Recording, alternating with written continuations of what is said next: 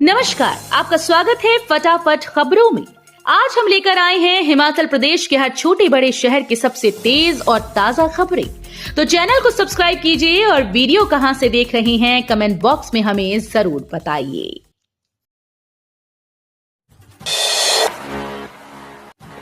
छुट्टियां मनाने शिमला पहुंचे राहुल गांधी। सोनिया प्रियंका पहले से है मौजूद, चुनावों पर यहीं से रखेंगे नजर। हरियाणा और जम्मू कश्मीर में विधानसभा चुनाव के लिए प्रचार अभियान जोरों पर है। इस बीच कांग्रेस पार्टी के वरिष्ठ नेता व लोकसभा में नेता प्रतिपक्ष राहुल गांधी छुट्टियां मनाने शिमला पहुंच गए। शनिवार दोपहर चौपर से छराबड़ा पहुंचे। उनका चौपर छराबड़ा में प्रियंका गांधी के घर के साथ बने हेलीपैड पर लैंड किया। सोनिया गांधी और प्रियंका गांधी पहले ही शिमला के छराबड़ा में ठहरे हुए हैं। पार्टी सूत्रों के मुताबिक अगले 1-2 दिनों तक उनका यहां पर रुकने का कार्यक्रम है। बताते हैं कि राहुल गांधी अगले 1-2 दिन तक यहीं रुकेंगे। बिजली शुल्क बढ़ने से हिमाचल में महंगा हुआ होटल और रिजॉर्ट संचालन, सौर ऊर्जा नीति बनाने की मांग। सीआईआई के बाद हिमाचल के पर्यटन कारोबारियों ने भी बिजली की दरों में की गई बढ़ोतरी को अनुचित करार दिया। पर्यटन उद्योग से जुड़े कारोबारियों का कहना है कि बिजली शुल्क बढ़ने से हिमाचल में होटल और रिजॉर्ट का संचालन महंगा हो गया है। कोरोना काल के बाद हिमाचल में पर्यटकों की संख्या में कमी आई। उस पर बिजली की दरें बढ़ने से प्रदेश में होटल्स और रिजॉर्ट का संचालन नुकसान का सौदा बन सकता है। हिमाचल में पड़ोसी राज्यों पंजाब, हरियाणा, उत्तराखंड और जम्मू कश्मीर के मुकाबले होटल्स के लिए बिजली की दरें महंगी हो गई हैं, कमाई कम है और संचालन का खर्चा बढ़ गया है। हिमाचल प्रदेश में होटल व्यवसायी स्वीकृत लोड पर बिजली का डिमांड शुल्क भी चुका रहे हैं, जिससे बिजली का खर्च दुगना हो रहा है। शिक्षकों और विद्यार्थियों की ऑनलाइन हाजिरी सख्ती से सुनिश्चित करने के निर्देश। हिमाचल प्रदेश के सभी सरकारी स्कूल में विद्यार्थियों और शिक्षकों की ऑनलाइन हाजिरी सख्ती से सुनिश्चित करने के निर्देश दिए। उच्च शिक्षा निदेशालय ने शनिवार को सभी जिला उपनिदेशकों को मोबाइल ऐप का प्रयोग करने के लिए पत्र जारी किए। मोबाइल ऐप से हाजिरी लगते ही विद्या समीक्षा केंद्र में हाजिरी का डेटा ट्रांसफर हो जाएगा। इस जानकारी को निदेशालय के अधिकारी भी अपने कंप्यूटर सिस्टम से मॉनिटर कर सकेंगे। अगस्त में ग्रीष्मकालीन स्कूल की छुट्टियां समाप्त होते ही ऑनलाइन हाजिरी की व्यवस्था शुरू कर दी गई है। कुछ स्कूल में अभी भी पूरी तरह से इसका प्रयोग नहीं हो रहा है। तकनीकी विश्वविद्यालय हमीरपुर में एआई एंड मशीन लर्निंग सहित कई कोर्स होंगे शुरू। तकनीकी विश्वविद्यालय में जल्द ही artificial intelligence and machine learning, blockchain, cyber सुरक्षा, data science, internet of things, robotics, virtual and augmented reality में माइनर डिग्री कोर्स शुरू किए जाएंगे। ये निर्णय शनिवार को आयोजित हुई तकनीकी विश्वविद्यालय के शासक मंडल की 29वीं बैठक में लिया गया। शासक मंडल की बैठक कुलपति प्रोफेसर शशि कुमार धीमान की अध्यक्षता में हुई। पुलिस नशा तस्करों की तोड़ रही कमर, तस्करी में अर्जित 1.25 करोड़ रुपए की संपत्ति जब्त।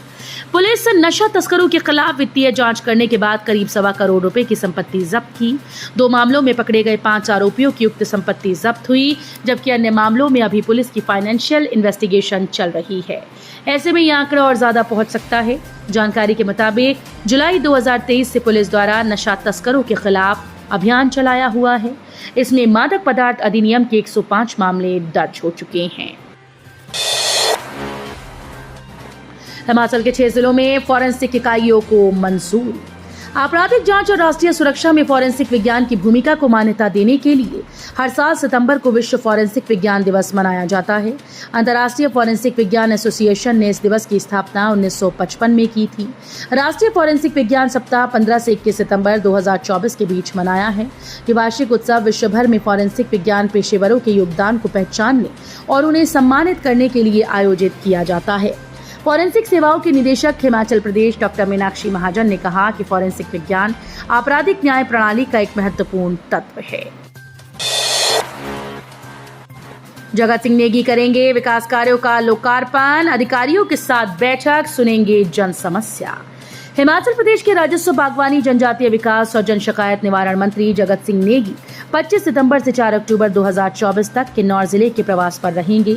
इस दौरान वो विभिन्न विकासात्मक कार्यों का लोकार्पण और शिलान्यास करेंगे। इस दौरान जन समस्याएं भी सुनेंगे। मंत्री जगत सिंह नेगी 25 सितंबर को निचार उपमंडल के काचे गांव में विष्णु नारायण सामुदायिक भवन का शिलान्यास करेंगे। हिमाचल प्रदेश के 17 उद्योगों में बनी 20 दवाइयां सब स्टैंडर्ड।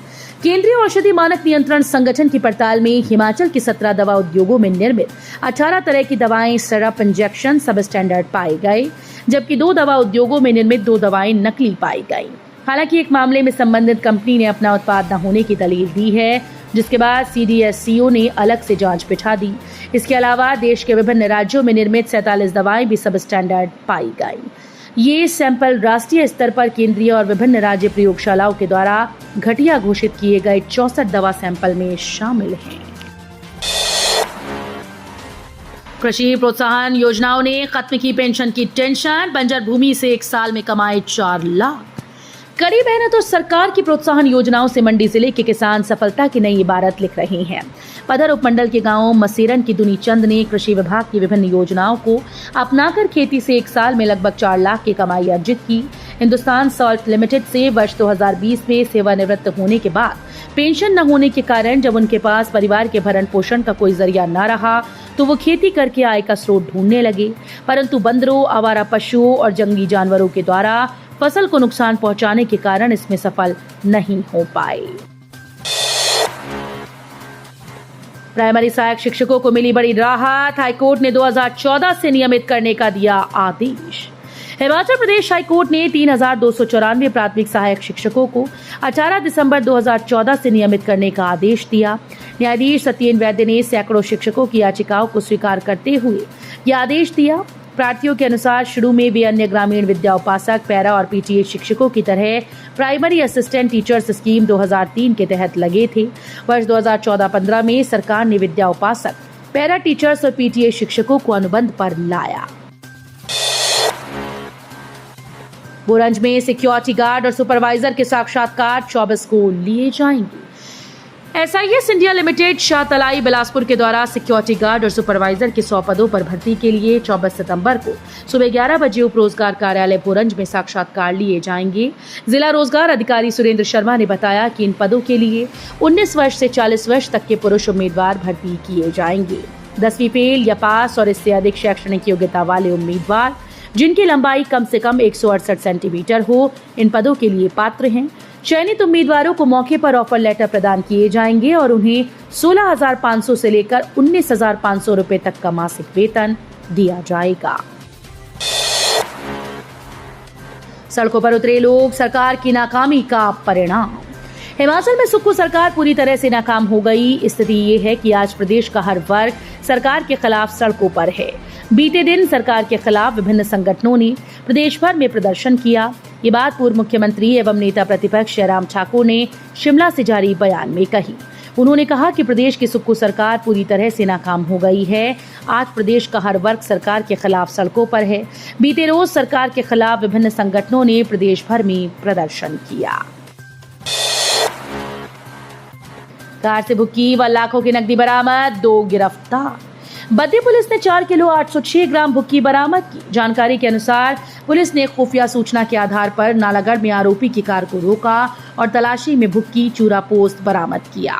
और जैसे ही पुलिस ने कार का डैशबोर्ड खोला तो उसमें से 1,27,500 रुपए की नकदी बरामद की गई। कार दुर्घटना में बलौट गांव के 19 वर्षीय अजय कुमार की मौत, परिवार का था इकलौता बेटा। तेलका क्षेत्र के अंतर्गत आने वाली ग्राम पंचायत करवाल के बलौट गांव निवासी अजय कुमार की कार दुर्घटना में आकस्मिक मृत्यु हो जाने से उसके परिजनों व रिश्तेदारों में दुख का माहौल छा गया।